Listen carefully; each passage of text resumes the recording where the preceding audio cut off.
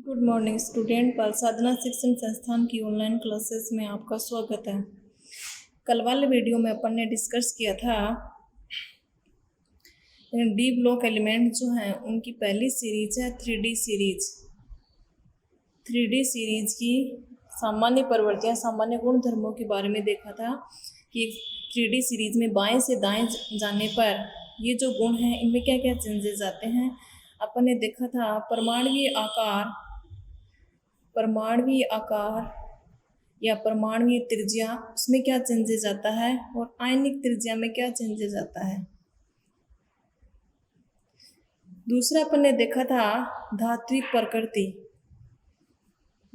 प्रकृति के बारे में अपन ने देखा था। तीसरा अपन ने देखा था आयनन एंथैल्पी, इसके बारे में अपन ने देखा था। फोर्थ अपन देख रहे थे कलर्ड प्रॉपर्टी, यानी कलर्ड प्रॉपर्टी के मान में क्या चेंजेस आते हैं, क्या कलर शो करते हैं या नहीं करते हैं, किस तरह के धातु आयन कलर शो करेंगे और किस तरह के धातु आयनों के यौगिक जो है वो कलर शो नहीं करेंगे। और 2-3 क्वेश्चन मैंने आपसे पूछे थे। एक तो मैंने पूछा था आपसे आयनन एंथैल्पी का क्रम, यानी प्रथम आयनन एंथैल्पी, द्वितीय आयनन एंथैल्पी और तृतीय आयनन एंथैल्पी का ऑर्डर क्या होता है। तो सबसे ज़्यादा आयनन एंथैल्पी का मान किसका होता है, तृतीय आयनन एंथैल्पी से फर्दर फोर्थ हो चाहे फिफ्थ हो, उसका मान सबसे ज़्यादा होगा, फिर इसका, और सबसे कम किसका होता है, प्रथम आयनन एंथैल्पी का होता है। ऐसा क्यों होता है, क्योंकि प्रथम आयनन एंथैल्पी में जो इलेक्ट्रॉन अपन पृथक करते हैं, इलेक्ट्रॉन जो भी पृथक करते हैं वो कहाँ से पृथक होता है, उदासीन परमाणु से पृथक होता है। उदासीन परमाणु से इलेक्ट्रॉन पृथक होता है। परंतु द्वितीय आयनन एंथैल्पी में जो इलेक्ट्रॉन पृथक होता है वो किससे पृथक होता है, एक धनावेशित जो परमाणु है या धनावेशित जो आयन है उससे क्या होता है, इलेक्ट्रॉन पृथक होता है। तो यानी उसमें इलेक्ट्रॉन कम होते हैं, नंबर ऑफ इलेक्ट्रॉन कम हो जाते हैं, उदासीन परमाणु की अपेक्षा, और नंबर ऑफ प्रोटॉन यानी प्रोटॉन की संख्या जो है वो बढ़ती है। और वो बढ़ने से क्या बढ़ता है, धनावेश बढ़ता, नाभिक का धनावेश बढ़ेगा तो वो इलेक्ट्रॉन को क्या करेगा, अपनी तरफ आकर्षित करेगा, और इस इलेक्ट्रॉन को अपन पृथक करेंगे तो अधिक एनर्जी की रिक्वायरमेंट होती है। इसके कारण क्रमागत जो आयनन एंथैल्पी जो है उनके मान उच्च होते जाते हैं, कारण कि एक उदासीन परमाणु से इलेक्ट्रॉन आसानी से निकाल सकते हैं, जबकि एक धनावेशित परमाणु से इलेक्ट्रॉन को पृथक करने के लिए उस स्थिति में नाभिक का धनावेश बढ़ जाता है, जिसके कारण इलेक्ट्रॉन पर आकर्षण बढ़ता है, और इस इलेक्ट्रॉन को पृथक जब अपन करेंगे तो अधिक एनर्जी की रिक्वायरमेंट होती है। इस कारण द्वितीय आयनन एंथैल्पी का मान प्रथम आयनन एंथैल्पी से उच्च होता है और तृतीय आयनन एंथैल्पी का मान उससे अधिक उच्च होता है। इस तरह से फर्दर जितने भी हैं आयनन एंथैल्पी उनका मान हमेशा ऑलवेज और ऑलवेज इंक्रीज होता जाता है। तो ये हो जाएगा उस क्वेश्चन का आंसर। एक क्वेश्चन मैंने आपसे पूछा था परिरक्षण प्रभाव, यानी शील्डिंग इफेक्ट क्या होता है, परिरक्षण प्रभाव में जैसे अपने क्लास में डेफिनेशन पढ़ी थी, इसके बारे में पढ़ा था। परिरक्षण प्रभाव क्या होता है, परिरक्षण प्रभाव में होता है क्या, यानी नाभिक ये इसके बाहर चारों ओर जो कोश हैं उनमें इलेक्ट्रॉन, ये सबसे बाह्यतम कोश होता है, यानी ये बाह्यतम कोश, और ये क्या होते हैं, आंतरिक कोश।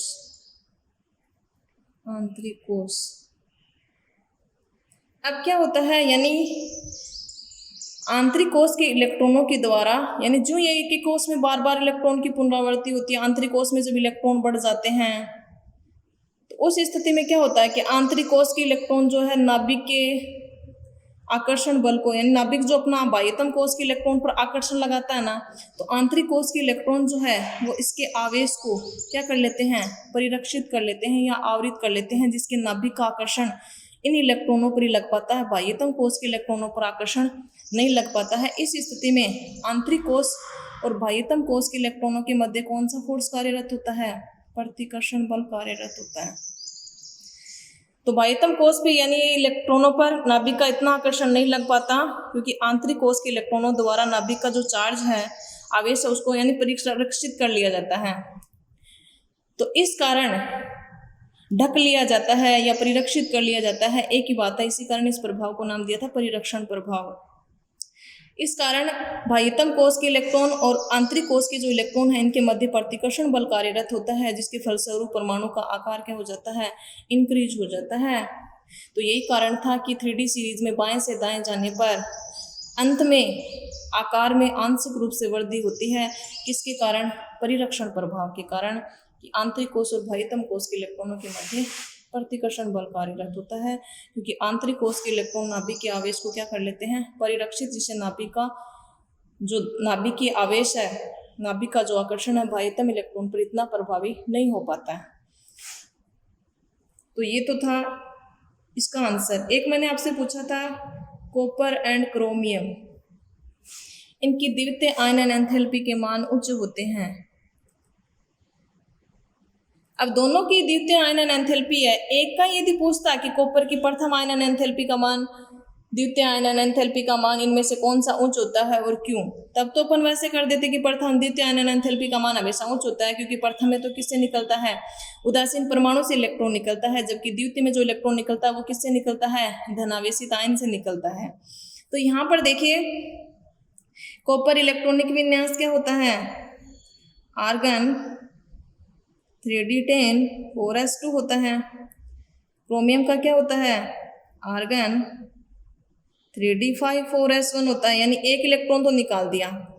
तो ये तो प्रथम आयनन एंथैल्पी हो गई, इसका भी निकाल दिया, सॉरी 4s1 होता है, 3d10 4s1, इसका भी एक इलेक्ट्रॉन निकाल दिया, यानी दोनों के 4s में क्या हो गए, 0 हो गए। अब द्वितीय इलेक्ट्रॉन क्रोमियम में किससे निकालेंगे, 3d5 से निकालेंगे। कॉपर में किससे निकालेंगे, 3d10 से निकालेंगे, जो कि यानी अर्धपूरित और पूर्ण पूरित विन्यास क्या होते हैं, ज़्यादा स्थायी होते हैं। और ज़्यादा स्थायी होने के कारण इनमें से जब इलेक्ट्रॉन पृथक करेंगे तो द्वितीय आयनन एंथैल्पी का मान क्या हो जाएगा, और भी बढ़ जाएगा। अन्य जो तत्व हैं उनकी अपेक्षा इनकी द्वितीय आयनन एंथैल्पी के मान उच्च हो जाते हैं, कारण इनका अर्धपूरित और पूर्ण पूरित विन्यास होने के कारण द्वितीय आयनन एंथैल्पी के मान अधिकतम होते हैं या उच्च होते हैं। तो ये इसका आंसर हो जाएगा। अब देखिए और प्रॉपर्टी बच गई थी कि 3D सीरीज की और क्या क्या प्रॉपर्टी हैं। कलर्ड प्रॉपर्टी अपन बात कर रहे थे, यानी संक्रमण धातुएं जो होती हैं संकुल यौगिकों का यानी निर्माण करती हैं, तो उनमें केंद्रीय धातु आयन, फिर उसके साथ लिगेंड जुड़ जाता है, फिर जो कंपाउंड बनता है उसकी प्रकृति क्या होती है, रंगीन होती है या फिर क्या होती है, रंगहीन।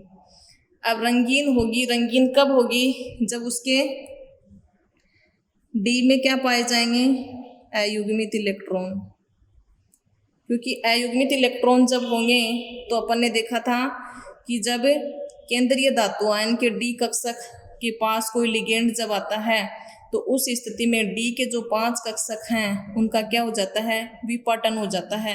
विपाटन किसमें, T2G और Eg में। तो इस स्थिति में यानी ये निम्न ऊर्जा स्तर होता है T2G और Eg क्या होता है, उच्च ऊर्जा स्तर होता है। तो जब ऊर्जा दी जाती है इन इलेक्ट्रॉनों को, डी के इलेक्ट्रॉन इसमें भरेंगे, तो उस स्थिति में निम्नतम ऊर्जा स्तर के इलेक्ट्रॉन जो वो उच्च ऊर्जा स्तर में एनर्जी पा करके चले जाते हैं। तो ये दर्श्य प्रकाश क्षेत्र से उष्मा का अवशोषण करते हैं, तो इस दौरान ये कलर का अवशोषण करते हैं, और जिस कलर का अवशोषण करते हैं उसका कॉम्प्लीमेंट्री कलर दिखाई देता है, इस कारण ये रंगीन होते हैं। परंतु रंगहीन कब होते हैं, जब इनके डी या तो पूर्ण पूरित हो या डी में 0 इलेक्ट्रॉन हो। डी पूर्ण पूरित कब होगा, यानी जब +2 ऑक्सीकरण अवस्था में होगा, जैसे जिंक है +2 ऑक्सीकरण अवस्था में, +2 ऑक्सीकरण अवस्था में इसका विन्यास क्या होता है, 3d10 4s2, तो 4s0 होगा, 3d10 होगा। कॉपर +1 है तो कॉपर +1 है तो उस स्थिति में क्या होगा, 3d10 4s1, तो 4s0 3d में क्या है, लेकिन +2 ऑक्सीकरण अवस्था में इसमें क्या होंगे 9, तब अयुग्मित हो जाएगा, तब ये कलर प्रॉपर्टी शो करेगा। तो देखिए जब भी अयुग्मित इलेक्ट्रॉन हो तो उस स्थिति में उस कंपाउंड के द्वारा कलर प्रॉपर्टी शो की जाएगी, और जब विन्यास होगा D10 या D0 है तब तो कोई इलेक्ट्रॉन ही नहीं, एक्साइटेशन ही नहीं होगा, तो कलर प्रॉपर्टी कहाँ से शो करेगा, तो या तो D10 विन्यास हो या D0 हो, तब तो उसकी प्रकृति क्या होती है, रंगहीन होती है, या धातु आयन का विन्यास अपन उस संकुल में निकाल के देख लेंगे। और डी में जब अयुग्मित इलेक्ट्रॉन है तो उसकी प्रकृति क्या होगी, रंगहीन होगी, कारण डी संक्रमण। डी के इलेक्ट्रॉनों का डी में उत्तेजन, इसी को नाम दिया जाता है डी ट्रांजिशन नाम दिया जाता है। जैसे स्कैंडियम+3 दे दे कोई कि स्कैंडियम+3 का संकुल रंगीन होगा या रंगहीन होगा, तो फर्स्ट ऑफ ऑल अपन क्या लिखेंगे, इसका इलेक्ट्रॉनिक विन्यास आर्गन 3D1 4s2 18 19 20 और 21 से तो इसका परमाणु क्रमांक होता है, लेकिन +3 ऑक्सीकरण अवस्था में ये 3 इलेक्ट्रॉन कम कर देंगे, 2 और 1 3। किसका विन्यास ग्रहण कर रहा है, आर्गन का। इनर्ट गैस विन्यास जब ये ग्रहण कर लेता है, डी में क्या है, 0 इलेक्ट्रॉन है, 0 होंगे तो इसके संकुल की प्रकृति क्या होगी, रंगहीन होगी। तो इस तरह से अपन को आंसर देना चाहिए, वो किसी भी तरीके का क्वेश्चन आए, पहले अगमित इलेक्ट्रॉनों की संख्या निकाल लेना कि ये संकुल रंगीन होता है, ये रंगहीन होता है, ऐसा क्यों। तो रंगीन जहाँ भी होगा वहाँ क्या होंगे, अयुग्मित इलेक्ट्रॉन, डी ट्रांजिशन वहाँ पाया जाएगा। दर से प्रकाश क्षेत्र से वो कलर का अवशोषण करेगा और उसका कॉम्प्लीमेंट्री कलर दिखाई देगा। कॉम्प्लीमेंट्री कलर अपन कैसे निकालेंगे, यानी कि ये इस कलर का उसने अवशोषण किया तो किस कलर का दिखाई देगा। तो इसके लिए अपन एक ट्रिक से याद कर लेंगे, यानी 7 कलर होते हैं, VIBGYOR, violet, indigo, blue, green, yellow, orange, red. अब इसको तो छोड़ देंगे, यानी ऐसे बनाएंगे GYOR। इसका जो कलर होता है, यदि वो येलो कलर का अवशोषण करेगा तो वो वॉयलेट कलर का दिखेगा। ये दोनों एक दूसरे, एक का अवशोषण करेगा दूसरा दिखेगा, ब्लू, ऑरेंज, रेड और ग्रीन, ये होते हैं एक दूसरे के कॉम्प्लीमेंट्री कलर। एक दूसरे का, एक का अवशोषण करेंगे तो दूसरे का कलर दिखाई देगा। ऑरेंज का अवशोषण करेगा ब्लू कलर का दिखाई, ब्लू का करेगा तो ऑरेंज का, इस तरह से ये कलर। अब देखते हैं अपन, नेक्स्ट प्रॉपर्टी है अंतराकाशीय यौगिक।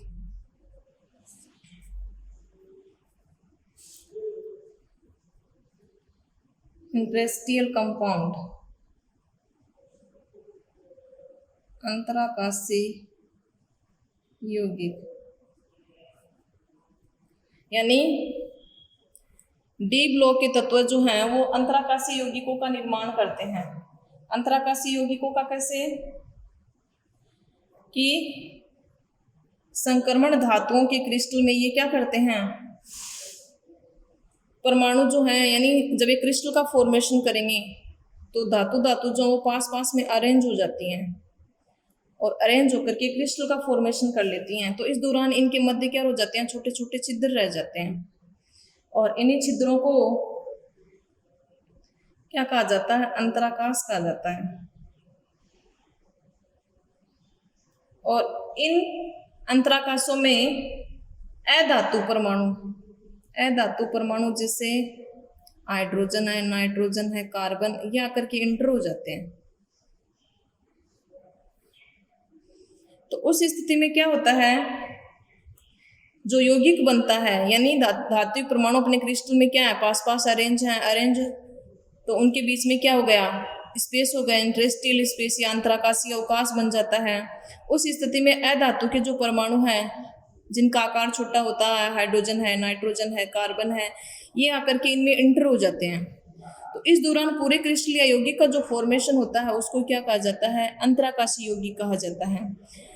जैसे फॉर एग्जाम्पल अंतराकाशीय यौगिक यानी कौन कौन से बनते हैं, टाइटेनियम जो है, जब टाइटेनियम के क्रिस्टल आपस में, यानी टाइटेनियम के साथ धातु बंध बनाता है तो कार्बन इनमें एंटर होकर के किसका क्रिस्टल बनाते हैं, TiC प्रकार का अंतराकाशीय यौगिक बनता है।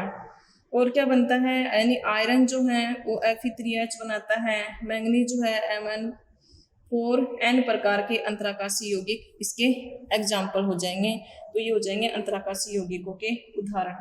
अंतराकाशीय यौगिकों की बात करूं तो ये रासायनिक रूप से अक्रियाशील होते हैं, यानी रासायनिक अभिक्रियाशीलता इनकी नहीं होती है, कोई रिएक्शन नहीं करते हैं, रासायनिक रूप से अक्रियाशील होते हैं।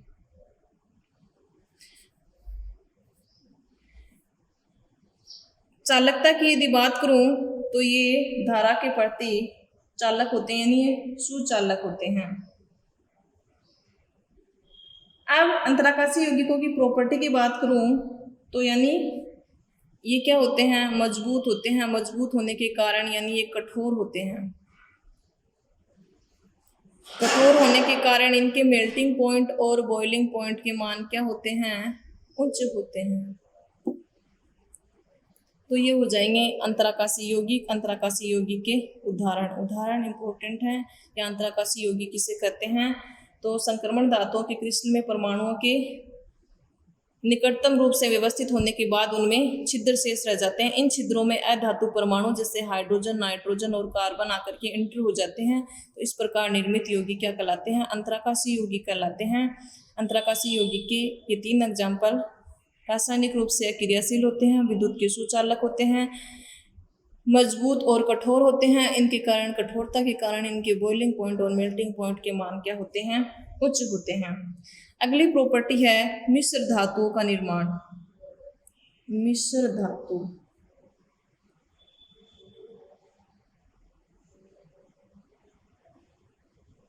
यानी ये मिश्र धातु का निर्माण करते हैं। जब 2 या 2 से अधिक धातुएं संयुक्त होकर के जिस धातु का निर्माण करती हैं तो वो क्या कहलाती है, मिश्र धातु कहलाती है। तो मिश्र धातु जो है वो बनाने का गुण केवल डी ब्लॉक की जो धातुएं हैं उन्हीं में ही होता है। अब मिश्र धातु जो होती है, एक तो मिश्र धातु की प्रॉपर्टी ये होती है कि उसकी संक्षारण के प्रति प्रतिरोधकता बढ़ जाती है। यानी जैसे लोहा है, लोहा जो है उसमें संक्षारण की क्रिया पाई जाती है। नमी और यानी जल के संपर्क में आने पर क्या हो जाता है, उस पर जंग लगने लग जाता है। लेकिन उसमें यदि अदर धातु मिक्स कर दी जाती है तो उस दौरान उसकी संक्षारण की जो प्रवृत्ति है यानी उसके प्रति क्या बढ़ जाती है, उसकी प्रतिरोधकता बढ़ जाती है। तो मिश्र धातु 2 या 2 से अधिक धातु का जो मिश्रण है वो क्या है, मिश्र धातु है। जैसे पीतल है, पीतल किस किस का मिश्रण है, कॉपर और जिंक का। स्टीलनेस, स्टील की बात करूं,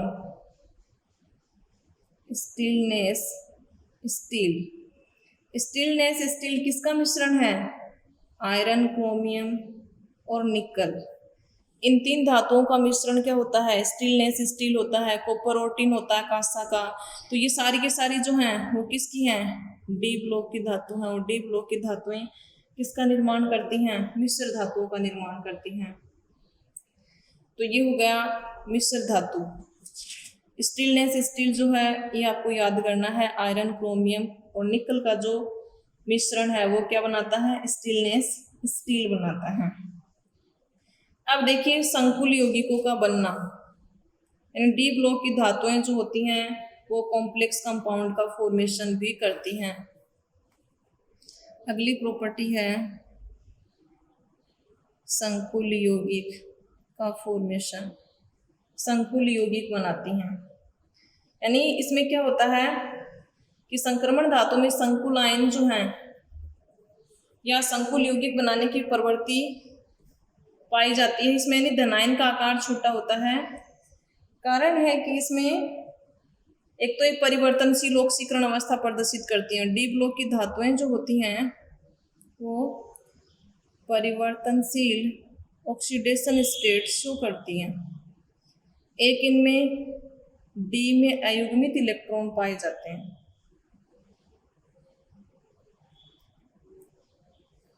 तो डी में अयुग्मित इलेक्ट्रॉन पाए जाने के कारण तथा इनकी यानी डी जो कक्षक है n-1 डी जो है जैसे 3d और 4s, इनकी ऊर्जा क्या होती है, लगभग बराबर होती है। तो ऊर्जा अंतराल कम होने के कारण ये आसानी से क्या कर लेते हैं, संकुल यौगिकों का निर्माण कर लेते हैं। तो इनमें केंद्रीय धातु आयन लिगेंड जब इसके संपर्क में आता है तो इस दौरान रिक्त कक्षकों में उसके इलेक्ट्रॉन ग्रहण करके वो क्या कर लेता है, उपसह संयोजक बंध का निर्माण कर लेता है। यानी इसमें केंद्रीय धातु आयन जैसे डी ब्लॉक की धातु, चाहे वो कॉपर है वो संकुल बनाए, चाहे निकल बनाए, इसके पास में संपर्क में आएगा NH3 आएगा, या चाहे फ्लोरीन आए, चाहे क्लोरीन आए, चाहे ब्रोमीन आए, ये इसके जब संपर्क में आते हैं तो केंद्रीय धातु आयन कोई इलेक्ट्रॉन देकर के क्या करते हैं, ये उसके साथ उत्सर्जक संयोजक बंध का निर्माण कर लेते हैं और संकुल यौगिक का फॉर्मेशन कर लेते हैं। तो संकुल यौगिक कोऑर्डिनेशन कंपाउंड उपसर्जक संयोजक यौगिकों में पूरा पढ़ाएंगे। लिगेंड किस तरह से इलेक्ट्रॉन देता है, किस तरह से उपसर्जक संयोजक बंध बनता है, केंद्रीय धातु आयन क्या होता है। तो ये संकुल यौगिकों का निर्माण कर लेते हैं। जैसे फॉर एग्जाम्पल K4 FeCN6 या CuNH3 4, नाम इनका क्या होगा, उपसर्जक संयोजक यौगिकों का। तो सारे रूल्स अपन वहां पर डिस्कस करेंगे। तो ये होगा संकुल यौगिक का। कोई भी अपन एग्जाम्पल दे सकते हैं। 9 वाला चैप्टर पढ़ लोगे तो संकुल यौगिक के कितने भी एग्जाम्पल आप लिख सकते हो। तो पूरा डिस्कस अपन वहां करेंगे। लिगेंड क्या होता है, केंद्रीय धातु आयन क्या होता है, लिगेंड द्वारा इलेक्ट्रॉन दिए जाते हैं, कौन प्रबल क्षेत्र लिगेंड होता है, कौन दुर्बल क्षेत्र लिगेंड होता है, और किस तरह से ये उपसर्जक संयोजक यौगिक का निर्माण करते हैं। तो पूरा वहाँ डिस्कस करेंगे। अंतराकाशीय यौगिक हो गया, मिश्र धातु हो गया, संकुल यौगिकों का निर्माण हो गया। अब अपन ने एक गुण और देखा था, उत्प्रेरकीय गुण। उत्प्रेरकीय गुण यानी डी ब्लॉक की धातुएं जो होती हैं वो उत्प्रेरक के रूप में कई रासायनिक अभिक्रियाओं में उत्प्रेरक के रूप में प्रयुक्त की जाती हैं। ऐसा क्यों है? यानी उत्प्रेरक जो है वो क्या करता है, अभिक्रिया की गति को बढ़ा देता है, आसानी से प्रोडक्ट प्राप्त हो जाता है, यानी अधिशोषक या अवशोषक का कार्य करता है, अपनी सतह पर चिपका लेता है, फिर उत्पाद का निर्माण आसानी से कर लेता है। इस कारण डी ब्लॉक की धातुएं जो होती हैं वो अधिशोषक के रूप में या उत्प्रेरक के रूप में क्या की जाती हैं, प्रयुक्त की जाती हैं। जैसे अपन ने पढ़ा था पी ब्लॉक में संपर्क प्रक्रम। तो संपर्क प्रक्रम में सल्फर डाइऑक्साइड जो है वो किस उत्प्रेरक की उपस्थिति में, वेनेडियम पेंटाऑक्साइड। तो वेनेडियम सल्फर ट्राइऑक्साइड में परिवर्तित हो रहा था। तो देखिए वेनेडियम पेंटाऑक्साइड, तो वेनेडियम क्या है, डी ब्लॉक की धातु है। तो डी ब्लॉक की धातु जो है और कहाँ प्रयुक्त की जाती है, जैसे असंतृप्त हाइड्रोकार्बन है। तो असंतृप्त हाइड्रोकार्बनों का अपन ने हाइड्रोजनीकरण पढ़ा था हाइड्रोकार्बन वाले चैप्टर में, ऑर्गेनिक केमिस्ट्री में 11th क्लास में। तो असंतृप्त हाइड्रोकार्बन कोई भी हो सकता है जिसमें क्या पाया जाता हो, द्विआबंध या त्रिआबंध पाया जाता हो। जैसे CH2 double bond CH, CH3 असंतृप्त हाइड्रोकार्बन है, इसका हाइड्रोजनीकरण करवाते हैं निकल, प्लेटिनम, पैलेडियम उत्प्रेरक की उपस्थिति में। तो ये सारे के सारे क्या हैं, डी ब्लॉक की धातुएं हैं। ये उत्प्रेरक के रूप में प्रयुक्त की जाती हैं। इनकी सतह पर यानी हाइड्रोजन अधिशोषित हो जाता है, फिर मध्य का बंध टूट जाता है, यहाँ का बंध टूटेगा, एक हाइड्रोजन यहाँ फ्री रेडिकल है, यहाँ फ्री रेडिकल, एक हाइड्रोजन इसके साथ, एक हाइड्रोजन इसके साथ बंध बनाता है। पूरा अपन ने वहां पे डिस्कस किया था। तो किसका फॉर्मेशन हो जाता है, संतृप्त हाइड्रोकार्बन का फॉर्मेशन हो जाता है। यानी एल्केनों का निर्माण असंतृप्त हाइड्रोकार्बनों के द्वारा भी किया जाता है। जहां बनाने की विधियां पढ़ी थी वहां अपन ने देखा था। तो यहाँ ये उत्प्रेरक के रूप में प्रयुक्त किया जाता है। एक वनस्पति तेल जो है, वनस्पति तेल भी क्या होता है, अनसैचुरेटेड हाइड्रोकार्बन होता है। उसका यदि हाइड्रोजनीकरण करवा देते हैं निकल, चूर्णित निकल या प्लेटिनम उत्प्रेरक की उपस्थिति में, तो क्या बनता है, वनस्पति घी बनता है। तो वनस्पति तेल का हाइड्रोजनीकरण करवा करके अपन इस उत्प्रेरक की उपस्थिति में क्या प्राप्त कर सकते हैं, वनस्पति घी बना सकते हैं। ये अनसैचुरेटेड होता है और ये क्या होता है, सैचुरेटेड होता है। एक हेबर विधि द्वारा अपन ने अमोनिया का निर्माण किया था, हेबर प्रोसेस पढ़ा था पी ब्लॉक में। तो आयरन या मोलिब्डेनम उत्प्रेरक की उपस्थिति में जब अभिक्रिया करवाते हैं तो उस दौरान अमोनिया की अच्छी लब्धि प्राप्त होती है, तीव्र गति से अभिक्रिया होती है। तो आयरन और मोलिब्डेनम क्या है, डी ब्लॉक की धातुएं हैं। एक अपन एथीन, एथीन क्या होती है, CH2 डबल बॉन्ड CH2, इसका पॉलीमराइजेशन कर दें, यानी इसकी कई इकाइयां यदि आपस में जोड़ दें तो इस दौरान क्या बन जाती हैं, यानी ethene CH2 double bond CH2, इसकी n इकाइयां ले लें और उनका अपन क्या करा दें, यानी n इकाइयों को आपस में जोड़ दें। तो उस दौरान क्या हो जाएगा, ये डबल बॉन्ड आगे, फिर आगे इकाई जुड़ जाएगी। तो इस दौरान यानी कई सारी इकाइयाँ जुड़ी हुई हैं। यहाँ मैंने क्या लगा दिया, एन लगा दिया, तो यहाँ उत्प्रेरक लिया जाता है टाइटेनियम टेट्राक्लोराइड TiCl4 लिया जाता है। तो टाइटेनियम क्या है, डी ब्लॉक की धातु है। इस तरह से यानी अधिकांश अभिक्रियाओं में उत्प्रेरक के रूप में क्या प्रयुक्त की जाती हैं, डी ब्लॉक की धातुएं जो है वो प्रयुक्त की जाती हैं, क्योंकि इनके पास रिक्त डी कक्षक उपस्थित होते हैं। परिवर्तनशील ऑक्सीकरण अवस्था प्रदर्शित करती हैं। तो ये जो कारण है ये इनके उत्प्रेरक में प्रयुक्त लिए जाने के कारण है। तो ये हो जाएंगे उत्प्रेरक के गुण।